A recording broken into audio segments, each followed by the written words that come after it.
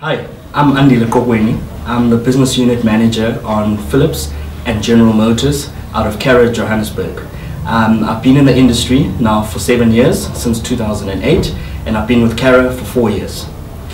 Today I'm going to be taking you through newspapers as well as also known as print, and generally just to have a look at what the strengths of the actual medium is or are at this very point in time. I think that newspapers are still very much a primary source of information globally. I think that people still want to use that as their primary source because it's credible. I think also because of the fact that it's able to deliver its audience at a very low cost per individual, it's also very cost effective and also gives you that national kind of feel depending on the type of newspaper that you actually decide to put onto your actual media schedule.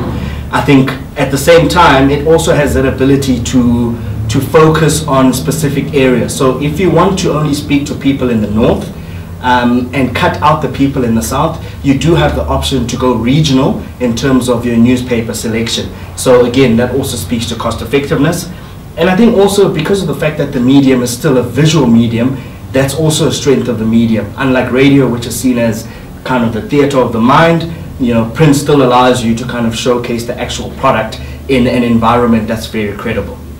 Now, if we look at the weaknesses of press at this very moment in time, I think that the reality is that new media is always constantly available depending on whether you are sourcing your information from online or mobile. You know, that's making, you know, newspapers less and less relevant.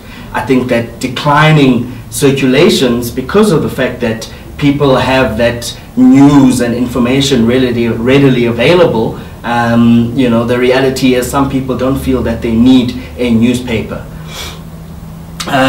News and information, as I mentioned, is available on the spot through various new media platforms. So again, that's a weakness of newspaper at this very point in time.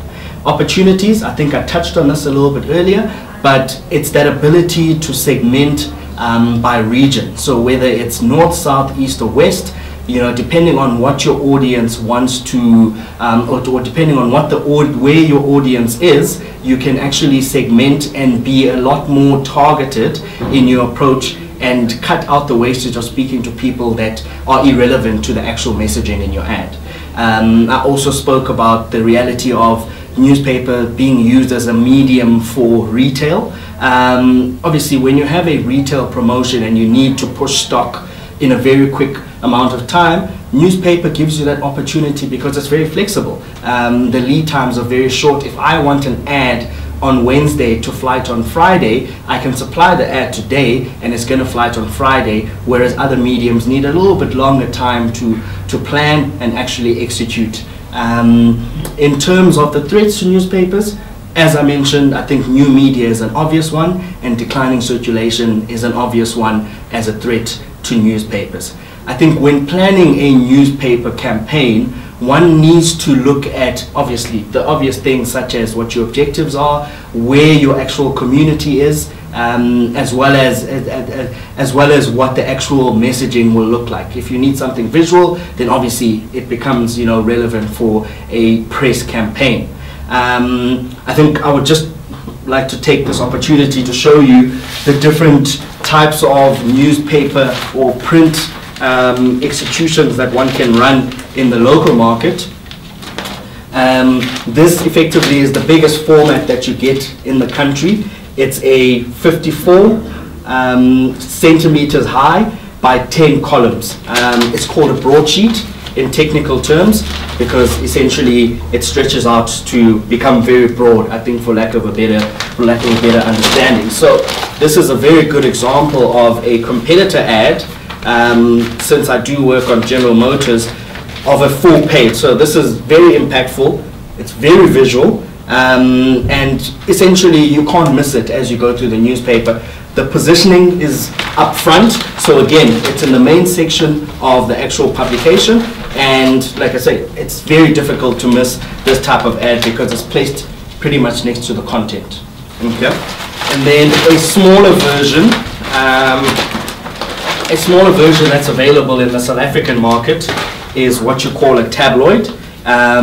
This is 39 centimeters high and it's 7 columns across. And the way that we buy newspapers globally is through the use of what they call a per square column centimeter rate. So essentially you're buying width, you're buying height, and you're buying width.